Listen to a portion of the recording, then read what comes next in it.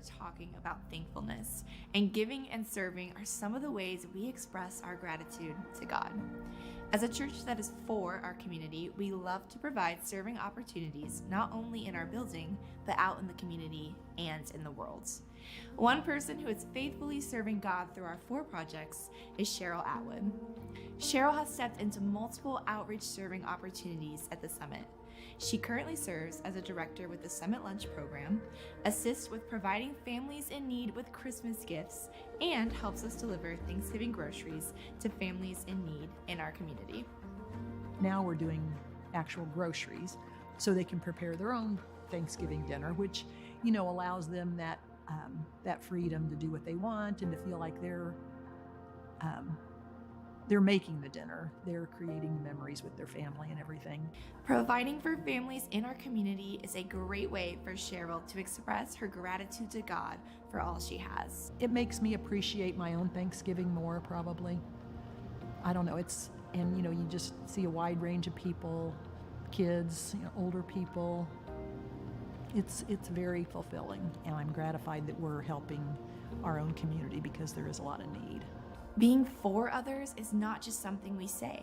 We truly believe that we are vessels of God's goodness and grace, and as vessels, our goal is to bring light into the lives of everyone we meet.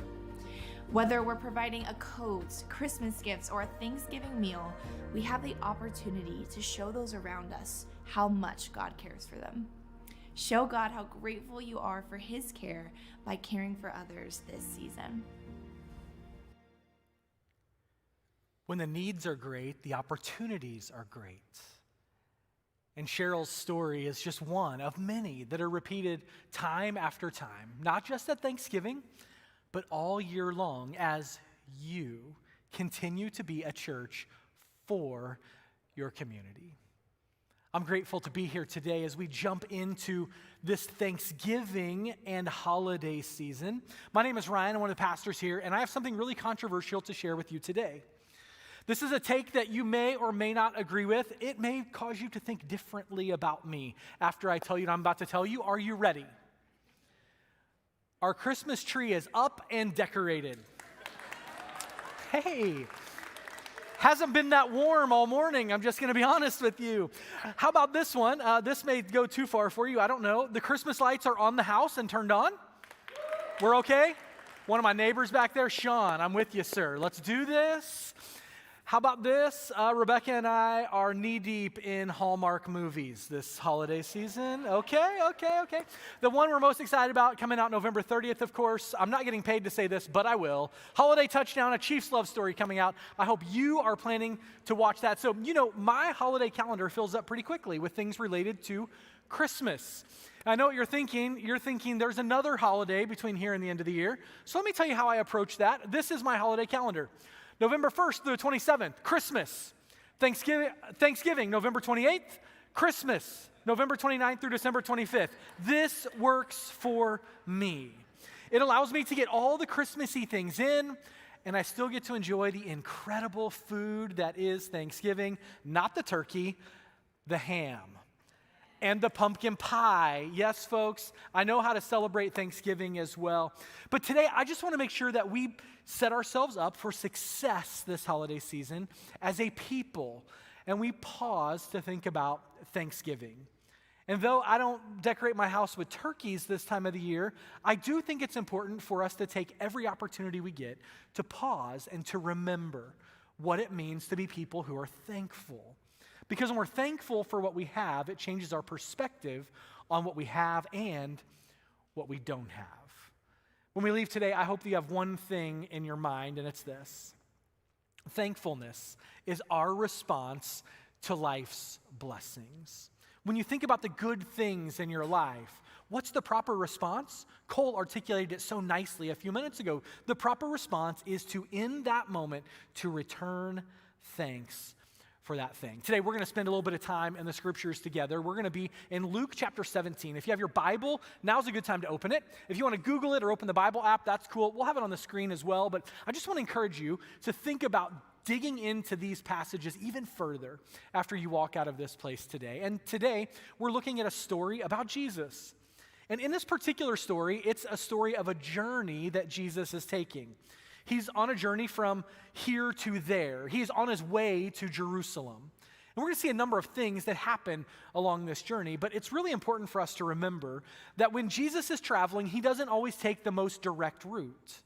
Jesus often veers off on side quests or special projects that will take him to places to interact with people that he wouldn't ordinarily have had the opportunity to interact with. And so today we find ourselves in the midst of this journey that Jesus is on. And the other thing that's kind of an underlying thread in this story of journey is that along the way, Jesus is not just interacting with people, he's not just talking to people. In these moments, Jesus actually performs 5 miracles. And today's story is the story of the 4th miracle along the way that Jesus performs as he's headed to Jerusalem. So let's pick up the story in Luke chapter 17, starting in verse 11. As Jesus continued on toward Jerusalem, he reached the border between Galilee and Samaria. Now, it's important for us to pause just a moment and put ourselves in this story. I could put a map up on the screen. I'm not going to do that because it's what I want to share with you is more about the type of place than the exact location of the place. Now, you're going to turn on the football game later probably. You're going to watch the Chiefs play the Broncos. And at some point, they're going to come back from the national broadcast. And it's like a 50-50 chance what the broadcaster is going to say. They could very easily say something incredibly offensive in that moment. You know what that would be? They would say, "Welcome to beautiful Kansas," as we watch the Chiefs play the Broncos. That offends me deeply. Last time I landed in Kansas City on an airplane, the person came over the speakers and welcomed us to the state of Kansas. You know what that tells me? That tells me you don't know what you're talking about. You are not from here. You have not bothered to learn about what it's like to be from here, and that is not the correct approach. So when we see this, it tells us something about the story that Jesus is in. And the really key point for us is that Jesus is near Samaria. Now, Samaria is an interesting place because it was part of the northern kingdom of the Jews that fell about 700 years before Jesus was on the earth.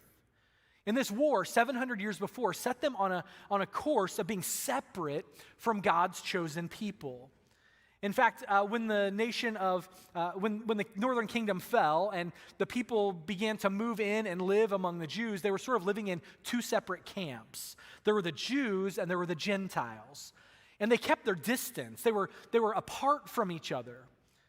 But somehow they drifted along the way and they lived contrary to God's instructions for them. And they began to marry Jew and non-Jew, Jew and Gentile. And when they mixed their belief systems, when they mixed their cultures, they lost the core of what it was God wanted his people to be, which were focused solely on him as the one true God. And so the Jews looked at the Samaritans as less than. They looked at them as outcasts. They looked at them as not quite followers of God, and they just avoided them. They didn't have a relationship with them. They didn't want much to do with them. And so the fact that Jesus is here near Samaria tells us something about who Jesus is. Now remember, Jesus doesn't go on a straight path hardly anywhere. Jesus takes a circuitous route. He tries to get there in a way that enables him to interact with different people. And along the way, Jesus tells us something about his character, about how he loves people that others may view as outcasts. And we learn this truth about Jesus' interactions with humanity. We're reminded of all the undercurrent that's swirling in this moment, verse 12. As he entered a village there, 10 men with leprosy stood at a distance.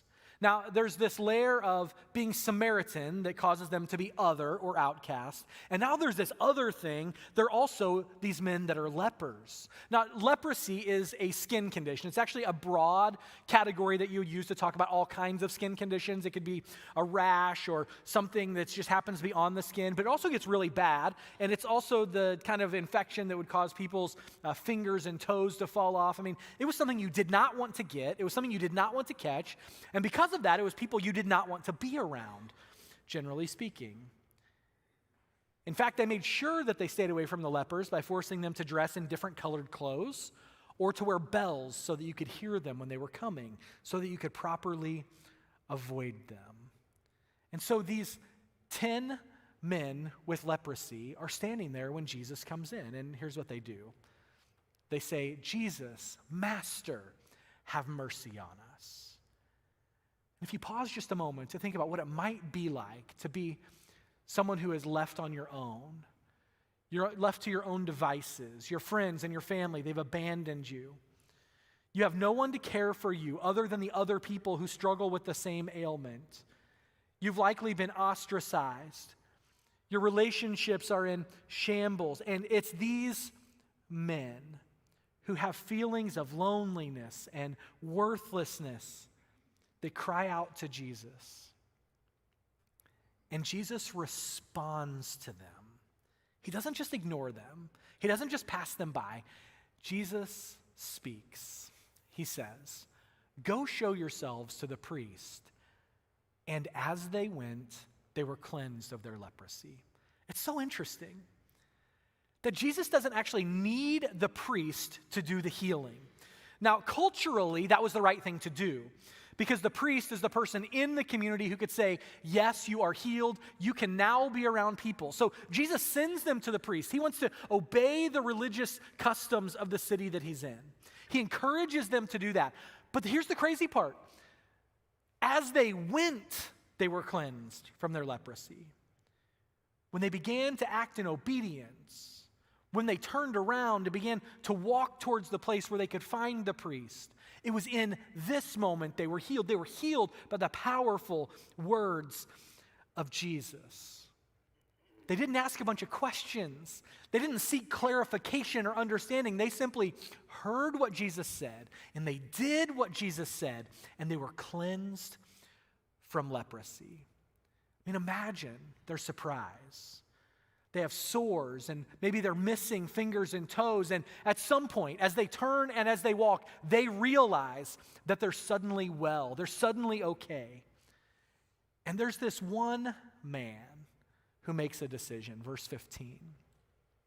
One of them, when he saw that he was healed, came back to Jesus, shouting, "Praise God."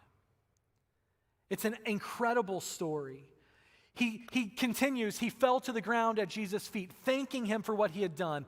This man was a Samaritan. He was the worst of the worst. He was a Samaritan who was unclean, who should be away from the people because of his religious beliefs. He was a leper who had a physical infirmity. He's someone they should avoid. Remember that thing about the Samaritans and the Jews? Jesus enters in and he brings healing in this moment. It's a blessing. It's a life-changing experience. And the impact is so profound that all he could do was turn around and go back and say thanks. I mean, don't you think he had places to go? Don't you think he had people to see? Don't you think he had relationships to restore? Don't you think he had a calendar to fill up? There was so much that was going on, and yet his response is to show thankfulness. Because, why?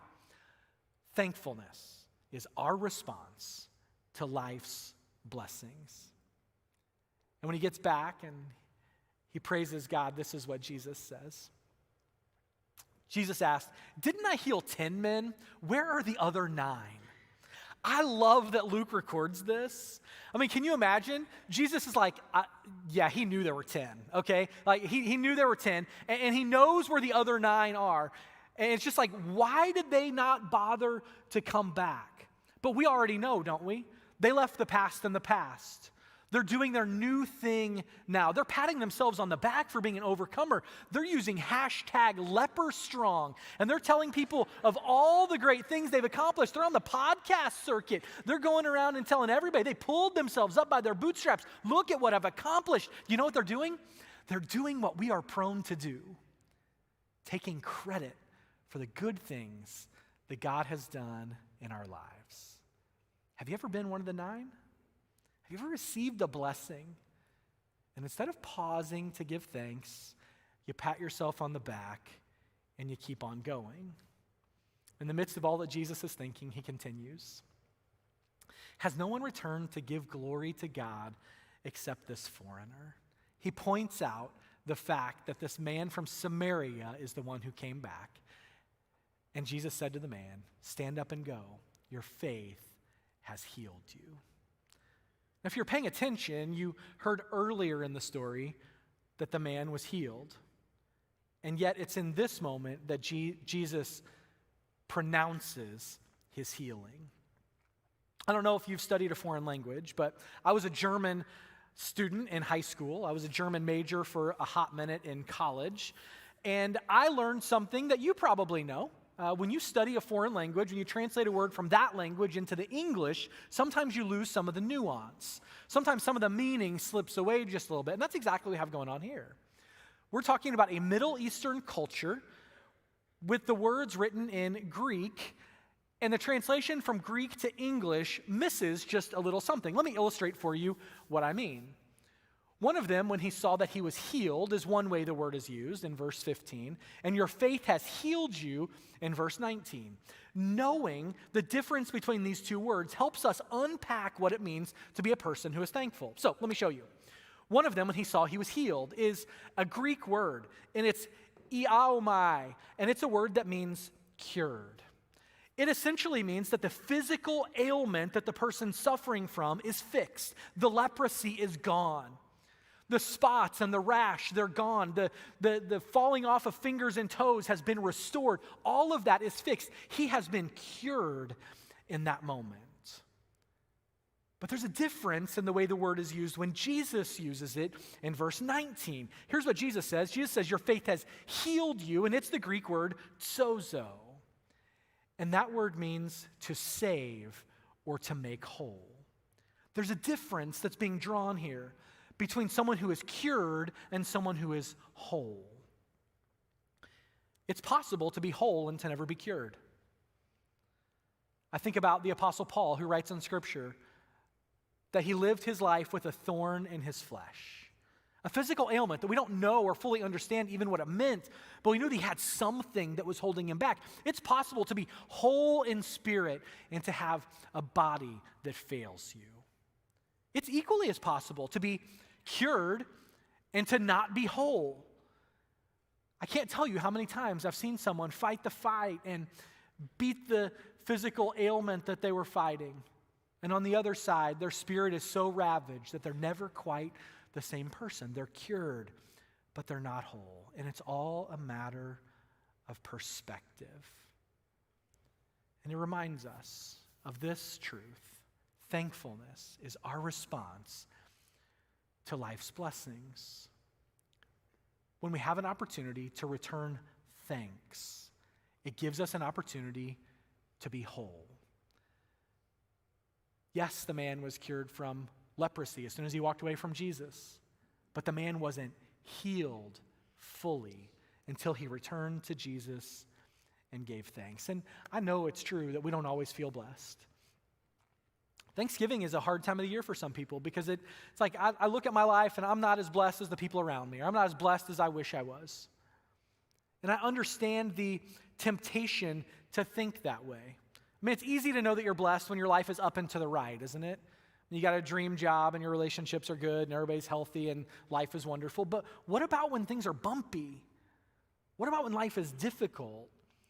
What about when things are coming apart at the seams? It's in these moments that I think we miss God's best blessings for us because we're waiting for something else.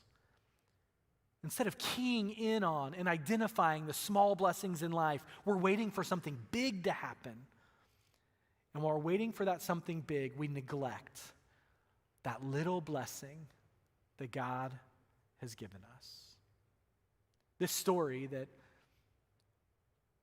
we see in the book of Luke of Jesus interacting with these lepers tells us the story of 9 people that we don't want to be. People who received something incredibly powerful, life-changing.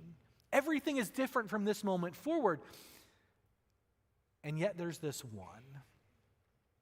And so what does it take to be the one? I just have 2 thoughts I want to give you as we wrap up our time together. If we want to be the one, first of all, we should slow down. The 9 didn't come back to give thanks, not because they weren't grateful. I assume they were. I assume that somewhere in the back of their mind, they were like, oh, that was nice. Like, thank you for doing that. That was kind, or something along those lines, right? It's like, oh, I can acknowledge that something good happened for me, and maybe even say thank you in my mind, even though I didn't go back and say it to the person. But they were busy. They were preoccupied. They were following the instructions. They had to get to the priest. We get this because we're a busy people.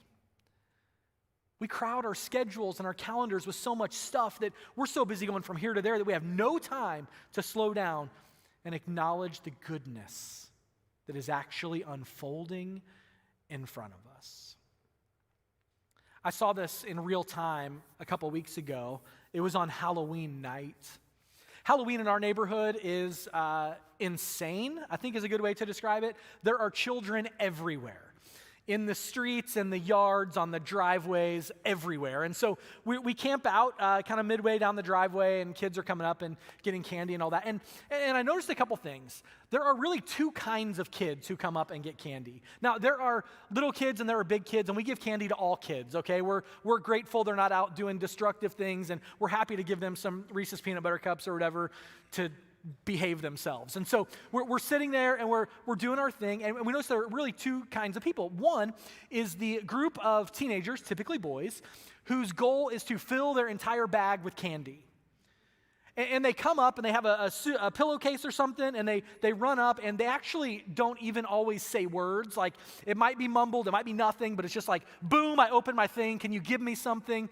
And as soon as it falls in there, like, they're already thinking about the next house, and they're gone. Like, they're out of there. They have no time to interact with you. There's no trick or treat. There's no thank you. There's no how you doing tonight. There's none of the nonsense, because they have a goal in mind. And then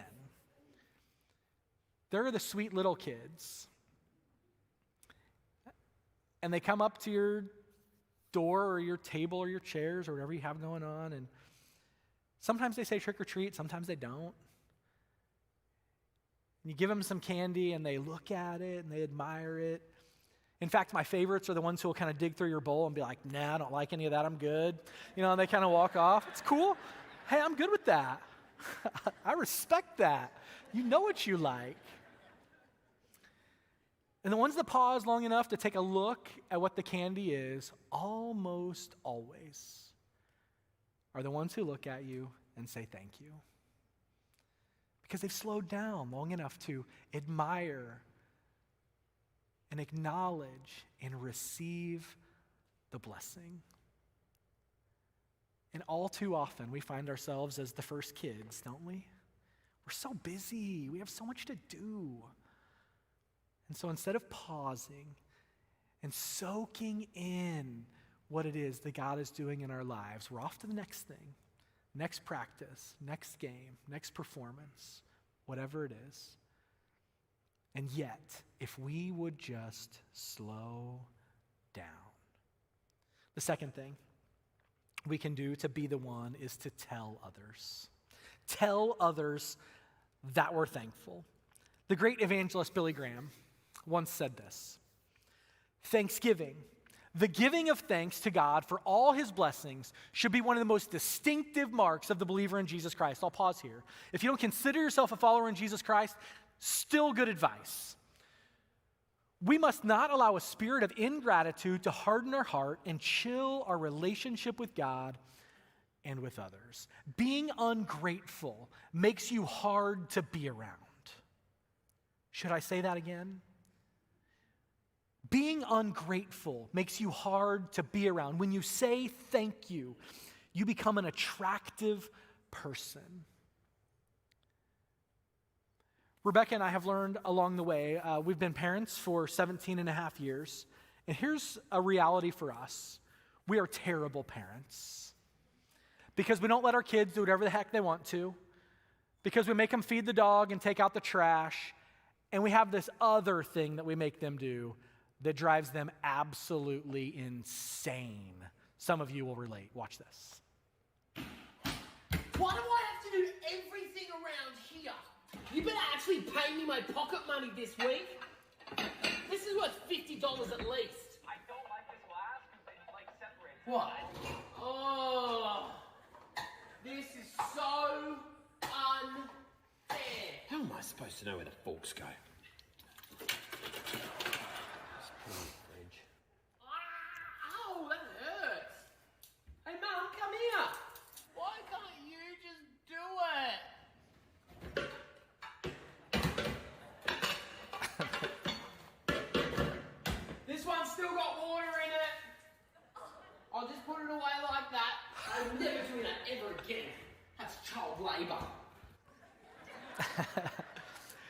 Can anyone relate? Life is hard when you're a teenager and you have to put away dishes at the house. Now, I'll tell you, oftentimes we set out on the dishwasher emptying experience and we get busy doing something else. Rebecca and I will be cooking dinner or taking care of something else around the house. And when our kids wrap up, we've learned that we need to be quick to be there, to make sure that we acknowledge what they've done. Here's why. If we don't say quickly enough, Camden will make eye contact, look us directly in the eye, and say, "You're welcome."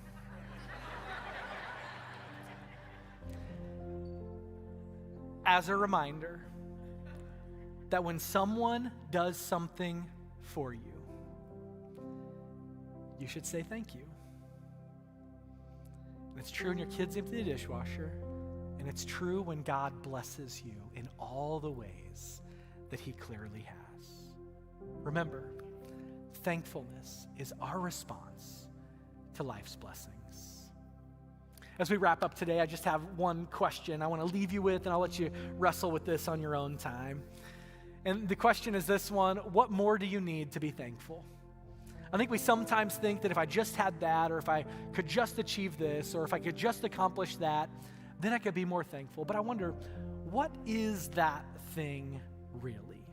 And my guess is that if you think hard enough and you pray about it long enough, that what you'll see is that you already have all the reasons that you need to be thankful. Will you pray with me?